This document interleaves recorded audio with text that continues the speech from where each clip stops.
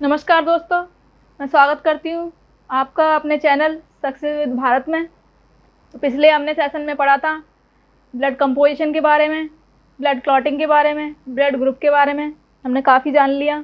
आज हम पढ़ेंगे ब्लड ट्रांसफ्यूज़न के बारे में। ब्लड ट्रांसफ्यूज़न मतलब ब्लड को चढ़ाना। तो किस तरीके से हम ब्लड को, डॉक्टर किस तरीके से देख के चढ़ाते हैं कि किसको किस टाइप का ब्लड चढ़ना चाहिए, उसके बारे में हम पढ़ेंगे। तो आइए हम पढ़ते हैं ब्लड ट्रांसफ्यूज़न के बारे में।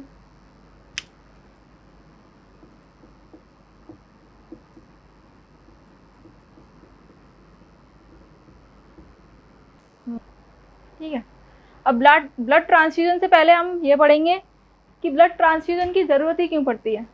ठीक है, कि ब्लड क्यों चढ़ाया जाता है, क्यों चढ़ाया जाता है।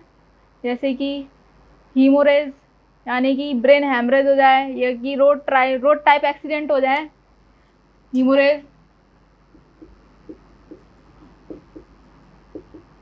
रोड टाइप एक्सीडेंट हो जाए। ठीक है, इसमें एनीमिया या sickle cell anaemia, dengue, burn, haemophilia, surgery, bone marrow failure, leukaemia जैसे कि ल्यूकीमिया और ये प्लास्टिक एनीमिया।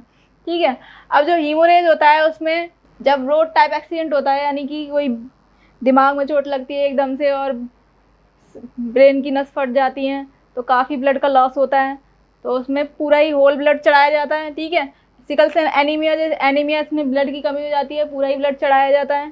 ठीक है, अब ये बर्न के जो जलने वाले पेशेंट होते हैं उसमें प्लाज्मा की कमी हो जाती है जलने की वजह से, उनमें पूरे ब्लड की ज़रूरत नहीं होती। जो ब्लड में जो प्लाज्मा होता है, क्योंकि जलने की वजह से उनमें शरीर में पानी की कमी हो जाती है, तो प्लाज्मा में क्या होता है 60% यानी कि 90% जल से बना होता है प्लाज्मा, इसलिए उसमें बर्न वाले पेशेंट में इनको प्लाज्मा चढ़ाया जाता है। ठीक है, डेंगू के जो पेशेंट होते हैं उन्हें प्लेटलेट्स की ज़रूरत होती है, क्योंकि डेंगू के फीवर में जो है ब्लड पतला हो जाता है और प्लेटलेट्स की वजह से ब्लड गाढ़ा बन के रहता है, जो मैंने आपको बताई चुकी हूँ, गाढ़ा बनाए रखता है उसे। तो इन्हें क्या चढ़ाया जाता है, डेंगू के प्लेटलेट्स चढ़ाई जाती है। ठीक है, हीमोफीलिया के पेशेंट को पूरा ही ब्लड चढ़ाया जाता है, जिसमें पूरे ब्लड में क्या होता है WBC, RBC, प्लेटलेट्स, प्लाज्मा, ये होता है। सर्जरी के पेशेंट को भी पूरा ही ब्लड चढ़ाया जाता है। सर्जरी के पेशेंट को आप लोग सोचते होंगे, कभी कभी पिक्चरों में देखा होगा कि एक तरफ से जिसको ब्लड चढ़ रहा है वो लेटा हुआ है और जो चढ़ा रहा है वो भी लेटा हुआ है बगल में, एक के पाइप लग रहा है हाथ में और दूसरे के लग रहा है डायरेक्ट चढ़ा रहे हैं, जबकि ऐसा होता नहीं है। ये केवल एक देखने के लिए फिल्म में दिखाया जाता है। जब भी सर्जरी होती है तो जो डॉक्टर होता है वो पेशेंट के रिश्तेदार से किसी से भी बोल देता है, जिसका भी मैच कर रहा होता है ब्लड, या जिसका मैच करेगा उसका लेता है, वो पहले ही बता देता है, क्योंकि ब्लड में बहुत सारी जांचें होती हैं। पहले ऐसे ही किसी का भी ब्लड चढ़ा नहीं दिया जाता। उसमें ब्लड ग्रुप तो बहुत आसानी से थोड़ी सी देर में जांच हो जाती है, लेकिन उसमें बहुत सी जांचें होती हैं, जैसे HIV और वगैरह वगैरह बहुत सारी जांचें होती हैं। ठीक है, ये पॉजिटिव है, नेगेटिव है, इस टाइप से। तो कभी भी हम समझते हैं कि हमारा ब्लड चढ़ा है, तो हमारा ब्लड नहीं चढ़ा होता, उनका जो स्टॉक में पहले से होता है उसे चढ़ाते हैं। वो पहले से ही प्योरीफाई जो भी उनके टेस्ट होते हैं वो टेस्ट करके रखते हैं, उनको चढ़ाते हैं। ठीक है, सर्जरी में। और बोन मैरो फेलर में जो मैंने आपको बताया था, बोन मैरो फेलर में जैसे कि बोन मैरो RBC WBC बनाना ही बंद कर दे। ठीक है, बोन मैरो क्या करती है, RBC WBC यानी कि ब्लड का निर्माण करती है, पूरे ही ब्लड का निर्माण करती है, जिसमें कि बोन मैरो फेलर में है ल्यूकीमिया आता है। ल्यूकीमिया यानी कि इसमें WBC की कमी हो जाती है, तब ल्यूकीमिया होता है। तो इसमें WBC चढ़ाई जाती है ल्यूकीमिया में, जो रक्त कैंसर होता है। अब एक है ए प्लास्टिक एनीमिया, ये भी बोन मैरो फेलर में आता है। ठीक है, तो इसमें क्या है, RBC, WBC और प्लेटलेट्स तीनों की कमी हो जाती है। ठीक है, तो इसमें होल ब्लड चढ़ाया जाता है। ठीक है, तो आपने क्या जाना कि ब्लड क्यों चढ़ाया जाता है। अब क्या है कि ब्लड किसी को चढ़ाया जाए तो उससे पहले ये जान लेना चाहिए कि उसे क्या क्या रिएक्शन हो सकते हैं, क्या हो सकता है, एलर्जिक रिएक्शन हो सकते हैं, जॉन्डिस हो सकती है उसे। ठीक है, इससे पहले इसलिए हमें जानना ज़रूरी है कि किस ब्लड ग्रुप का ब्लड किस ब्लड ग्रुप के पेशेंट को चढ़ाया जाए। ठीक है, उससे पहले आप ये नोट डाउन करिए, हम आगे चलेंगे। ठीक है, अब ब्लड ग्रुप कैसे चढ़ाएंगे, जैसे कि डोनर का तो ब्लड ग्रुप में जो है एंटीजन देखते हैं, हमने बताया था। जो एंटीजन को कैपिटल ए से डिनोट करते हैं, capital A, capital B, capital A B और ओ, जिसमें ब्लड ग्रुप एंटीजन कोई है नहीं है तो उसे ओ मानते हैं, ब्लड ग्रुप ओ मानते हैं। ठीक है, तो जो ब्लड दे रहा होता है उसका तो एंटीजन देखेंगे, और जो जिसे ब्लड देना होता है उसकी एंटीबॉडी देखते हैं कि एंटीबॉडी उसमें क्या है। अब क्यों देखते हैं, ठीक है, हम चढ़ाते हैं ब्लड, मान लीजिए 5 ml, ठीक है, उसमें एंटीजन ए है, मान लिया उसमें एंटीजन ए है, ब्लड ग्रुप ए है मतलब, ठीक है, और उसमें एंटीबॉडी क्या होगी, स्मॉल बी होगी एंटीबॉडी, क्योंकि अपोजिट होती है। अब उसे हम किसी के चढ़ा रहे हैं, यानी कि ए का चढ़ा रहे हैं। ठीक है, मान लीजिए जो ब्लड दे रहा है उसका ब्लड तो 5 ml चढ़ रहा है, और जिसे चढ़ रहा है उसके ब्लड में तो पहले से ही उसका 5.5 लीटर ब्लड है। एक मनुष्य के शरीर में होता है 5.5 ब्लड मेल में, और फीमेल में होता है आधा लीटर कम, 5 लीटर। ठीक है, तो जो डोनर है वो तो कम ब्लड चढ़ा रहा है, तो उसकी जो एंटीबॉडीज़ होती है वो जो रिसीवर के ब्लड में जाके डाइल्यूट हो जाती है, मतलब कि ख़त्म हो जाती है, नेगलेक्ट हो जाती है।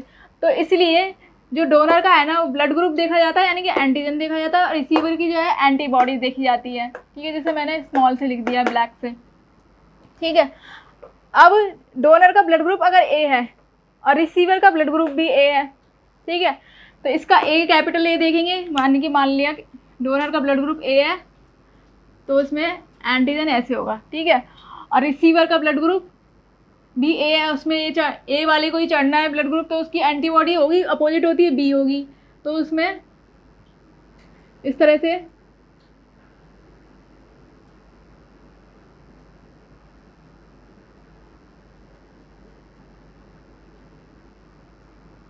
ये एंटीबॉडी वाई शेप में होती है, मैंने आपको बताया।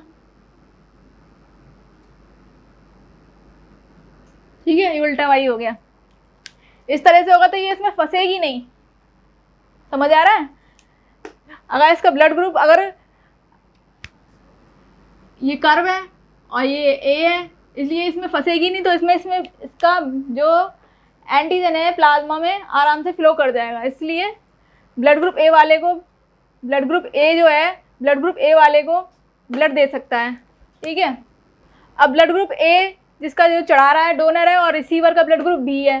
ठीक है, तो रिसीवर की एंटीबॉडी क्या होगी, ए होगी। ठीक है, कैसे होगी, ब्लड ग्रुप ए वाले का एंटीजन ये है, और ब्लड ग्रुप बी जिसकी एंटीबॉडी देखी जाएगी तो उसकी एंटीबॉडी इस टाइप से होगी। ठीक है, अब ये इसमें जाके एक खांचे की तरह चिपक जाएगा। ठीक है, तो इससे उसकी मृत्यु हो जाएगी, इसलिए ये ब्लड नहीं चढ़ाना चाहिए। अगर कभी भी गलत ब्लड चढ़ गया किसी में तो उसकी किडनी फेल हो सकती है, यानी कि यूरिन में ब्लड आ सकता है, रीनल फेलर हो सकता है, उसे फीवर आ सकता है। ठीक है, उसकी जो कैपिलरीज होती हैं, यानी कि वेसल्स होती हैं, आर्टरी और वेन्स, उसमें सूजन आ सकती है। ठीक है, इसीलिए ब्लड बहुत देख के चढ़ाना चाहिए। अब ब्लड ग्रुप ए वाला जो ब्लड ग्रुप ए बी को देता है, तो इसमें ए बी में तो कोई एंटीबॉडीज होती ही नहीं है, तो बहुत आराम से दे देगा, जब एंटीबॉडीज़ का ही तो सारा खेल है। ठीक है, ए ब्लड ग्रुप एंटीबॉडीज़ को दे देगा, इसमें कोई एंटीबॉडीज है ही नहीं है, तो आराम से ब्लड चढ़ जाएगा। ठीक है, अब ब्लड ग्रुप ए वाला ब्लड ग्रुप ओ वाले को देगा, इसमें एंटीबॉडीज दोनों हैं, तो ये दोनों ए वाला जो एंटीबॉडीज है इसको इफेक्ट करेगी, तो ये ब्लड ग्रुप का नहीं चढ़ेगा। ठीक है, अब ब्लड ग्रुप बी पे आते हैं, ब्लड ग्रुप बी वाला ब्लड ग्रुप ए को देगा, क्यों नहीं देगा, क्योंकि इसकी एंटीबॉडीज बी है, बी इसमें आके परेशान करेगी, तो नहीं चढ़ेगा। ब्लड ग्रुप बी वाला बी को दे सकता है, क्योंकि इसकी एंटीबॉडीज ए है, अपोजिट है, तो चढ़ जाएगा। ब्लड ग्रुप ए बी वाला ए बी को दे देगा, क्योंकि इसमें एंटीबॉडीज है ही नहीं है, कोई इसका इफेक्ट पड़ेगा नहीं, तो ब्लड ग्रुप ए इसमें हो जाएगा ए बी। ठीक है, ब्लड ग्रुप बी वाला ब्लड ग्रुप ओ को देगा, तो इसमें एंटीबॉडीज दोनों हैं, तो इसमें जो बी एंटीबॉडीज है वो बी को इफेक्ट करेगी, इसलिए इसमें ब्लड नहीं चढ़ सकता। ब्लड ग्रुप अब जो डोनर है ब्लड ग्रुप ए बी, वो ए को देगा, उसको नहीं चढ़ सकता, क्योंकि इसमें इसकी एंटीबॉडीज़ बी है, वो एंटीबॉडीज़ बी बी वाले में जाके फंस जाएगी तो नहीं ब्लड चढ़ेगा। अब यही ब्लड ग्रुप ए बी जब ब्लड ग्रुप बी वाले को देगा तो इसकी एंटीबॉडीज ए है, जो ए कैपिटल ए को इफेक्ट करेगी, जो इसमें इसके खांचे में जाके फंस जाएगी तो ब्लड फ्लो नहीं करेगा, उसकी मृत्यु हो सकती है या कुछ भी हो सकता है, उसे परेशानी हो सकती है। ठीक है, ब्लड ग्रुप नहीं चढ़ेगा। ठीक है, अब ब्लड ग्रुप ए बी वाला ए बी को देगा तो इसमें एंटीबॉडीज है ही नहीं है ब्लड ग्रुप में। जब एंटीबॉडीज होती ही नहीं है तो कोई इफेक्ट पड़ता ही नहीं है, तो आराम से ब्लड दे देता है। ठीक है, अब ब्लड ग्रुप ए बी वाला जब ब्लड ग्रुप ओ को देगा तो इसमें एंटीबॉडीज दोनों हैं। ठीक है, तो इसमें ये दोनों ही एंटीबॉडी इन दोनों को इफेक्ट करेगी तो ब्लड नहीं चढ़ेगा। अब ब्लड ग्रुप ओ वाला जब ब्लड डोनर ओ होगा और रिसीवर ए होता है, ठीक है, तो उसकी एंटीबॉडीज बी होगी, स्मॉल बी। जब इसमें बी, इसमें एंटीजन ओ है, यानी कि इसमें ब्लड ग्रुप ओ है, इसका मतलब इसमें एंटीजन कोई भी नहीं है, यानी कि ये ब्लड ग्रुप ओ है। ना तो इसमें ए है और ना ही इसमें बी है, ना तो इसमें ए है और ना ही इसमें बी है। ठीक है, तो ब्लड ग्रुप ओ सिंपल सपाट है, मान लो सपाट है एकदम से गंजा। ठीक है, तो इसमें एंटीबॉडी जब ये ब्लड ग्रुप ए को देगा तो इसकी एंटीबॉडी बी है, तो इसमें कोई फर्क नहीं पड़ेगा, यहाँ पे आगे कोई भी आ जाए, कोई आ जाए, कौन सा फंसना है। ठीक है, इसी की तरह चढ़ जाएगा ब्लड। ब्लड जब बी को देगा तो बी वाले को दे देगा, ए वाले को भी दे देगा। ठीक है, तो ऐसे भी चढ़ जाए, कोई ब्लड नहीं परेशानी होगी। ऐसे ही blood group O A B वाले को देगा तो उसमें भी कोई एंटीबॉडी नहीं है, तो इसको भी कोई इफेक्ट नहीं पड़ेगा, ये ब्लड दे देगा। ये ब्लड ग्रुप ओ वाला जब ओ को देगा तो इसमें एंटीबॉडी ए दोनों होती हैं, तो इसे कौन सा फ़र्क पड़ने वाला है, एंटीबॉडी आओ चाहे मत आओ। ठीक है, तो ब्लड ग्रुप इसी तरीके से जो ब्लड ग्रुप ओ होता है वो यूनिवर्सल डोनर हो जाता है। ठीक है, वो किसी को भी ब्लड दे सकता है। और जो ब्लड ग्रुप ए बी है वो यूनिवर्सल रिसीवर हो जाता है। ठीक है, क्योंकि उसमें कोई भी एंटीबॉडीज नहीं होती, इसीलिए जो ब्लड ग्रुप ओ वाला होता है वो ताकतवर होता है। ठीक है, उसमें एंटीबॉडीज दोनों होती हैं, वो किसी को भी दे सकता है और बहुत कम बीमार पड़ता है वो। और ब्लड ग्रुप, ठीक है, तो इसी तरीके से ब्लड ग्रुप ओ वाला यूनिवर्सल डोनर हो जाता है और ब्लड ग्रुप ए बी वाला यूनिवर्सल रिसीवर हो जाता है। ठीक है, क्योंकि ब्लड ग्रुप ओ में दोनों एंटीबॉडीज होती है तो वो सबको ब्लड दे सकता है, इसको कोई फ़र्क नहीं पड़ता। ठीक है, और इसमें कोई एंटीबॉडीज होती नहीं है, ये रिसीव कर लेता है, इसे कोई फ़र्क नहीं पड़ता है। और ये जो ब्लड ग्रुप ओ होता है वो किसी का ब्लड ले नहीं सकता, वो केवल ओ का ही ले सकता है ब्लड। ठीक है, इसी तरीके से ब्लड ग्रुप ओ होता है वो सबसे ज़्यादा पाया जाता है, जो ब्लड ग्रुप ए बी होता है वो बहुत कम पाया जाता है। ठीक है, बहुत ही रेयर पाया जाता है, इसे नोट डाउन करिए। तो पिछले सेशन में मैंने आपको पढ़ाया था रिसर्च फैक्टर के बारे में, यानी कि RH पॉजिटिव और RH नेगेटिव के बारे में। इसके बारे में मैंने आपको बता दिया था, वीनर ने इसकी खोज करी थी और कैसे कैसे उनने पता लगाया था कैसे ब्लड पॉजिटिव होता है, कैसे नेगेटिव होता है। इससे आगे हम पढ़ते हैं कि अगर ब्लड ग्रुप पॉजिटिव और नेगेटिव ना देखा जाए और उसको गलत चढ़ा दिया जाए तो क्या हो सकता है। ठीक है, इसे हम जानते हैं आगे। माना कि किसी बंदे को गलत ब्लड ग्रुप चढ़ गया, मतलब पॉजिटिव वाले को नेगेटिव का ब्लड ग्रुप चढ़ गया।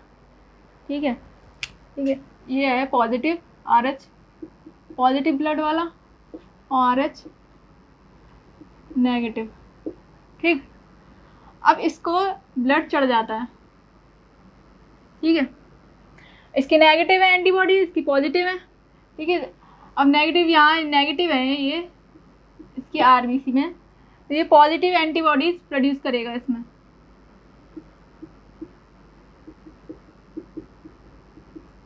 ठीक है, लेकिन ये पहली बार जब एंटीबॉडीज प्रोड्यूस करेगा इसमें धीरे धीरे, तो इसका समय इतना स्लो होगा कि इसमें सेंसेशन होंगी धीरे धीरे, तो कोई हार्ड एंड फास्ट रिएक्शन नहीं होगा, तो ज़्यादा एलर्जिक रिएक्शन इसे होंगे नहीं। ठीक है, अब दूसरी बारी इसी RH नेगेटिव वाले को RH पॉजिटिव का ब्लड चढ़ा दिया जाता है। ठीक है, अब क्या होगा,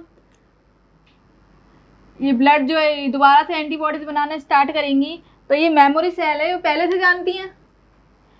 पहले तो ये जानती नहीं थी, एंटीबॉडीज ने नई एंटीबॉडीज बनाई थी, इसमें कहीं थी नहीं। ठीक है, अब ये पहले से मेमोरी सेल्स जो होती है दिमाग की पहले से जानती हैं कि एंटीबॉडीज़ कैसे बननी है, तो ये बहुत फास्ट बनती हैं, मिनटों में बनने लग जाती है, स्टार्टिंग हो जाती है। ठीक है, तो इससे एक ब्लास्ट टाइप का होता है, मतलब कि क्या बोलेंगे इसे,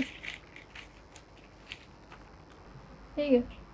जब सेकंड टाइम ब्लड चढ़ाया जाता है RH पॉजिटिव का ब्लड RH नेगेटिव वाले को, तो जो मेमोरी सेल होती हैं वो याद रखती हैं कि एंटीबॉडीज़ कैसे प्रोड्यूस होंगी, जल्दी जल्दी बनती हैं, ठीक है, जिससे कि बॉडी में एग्लूटिनेशन हो जाता है, जिसे कहते हैं antigen antibody reaction, antigen antibody reaction बोलते हैं, एग्लूटिनेशन बोलते हैं उसे साइंस की भाषा में। उसमें क्लम्प्स बन जाते हैं, यानी कि RBC में थक्के बनने लग जाते हैं, स्टार्ट हो जाते हैं, एग्लूटिनेशन हो जाता है। फिर हीमोलाइसिस हो जाती है, हीमोलाइसिस यानी कि RBC को वो तोड़ देती है, रिएक्शन हो जाती है, तो उसे जॉन्डिस तक हो जाता है, तो सीवियर रिएक्शन होता है वो, ठीक है। इसीलिए पॉजिटिव वाले का ब्लड पॉजिटिव में ही चढ़ना चाहिए और नेगेटिव वाले का ब्लड नेगेटिव में ही चढ़ना चाहिए। जब पहली बार में तो इससे कोई फ़र्क नहीं पड़ेगा, लेकिन सेकंड बार में जब ब्लड चढ़ेगा तो उसे सीवियर रिएक्शन होगा, ठीक है। ब्लड के बारे में हमने बहुत कुछ जान लिया, इसलिए पिछले सेशन में हम पढ़ा चुके हैं आपको ब्लड कंपोजिशन के बारे में, ब्लड ग्रुप के बारे में, ब्लड क्लॉटिंग के बारे में। आज हमने पढ़ा ब्लड ट्रांसफ्यूज़न के बारे में। तो हमने ब्लड के बारे में बहुत कुछ जान चुके हैं हम। अब जो हमारा मेन सेशन हमारा चल रहा था ब्लड सर्कुलेटरी सिस्टम, उसके बारे में हम आपको पढ़ा रहे थे, उसी के लिए मैंने आपको ब्लड के बारे में बताया। अब हम पढ़ेंगे ब्लड सर्कुलेटरी सिस्टम की ब्लड बॉडी में किस किस ऑर्गन से होके जाता है, कैसे फ्लो करता है, वो हम अगले सेशन में आपको पढ़ाएंगे, जो कि हमारा मेन लेक्चर था, ठीक है।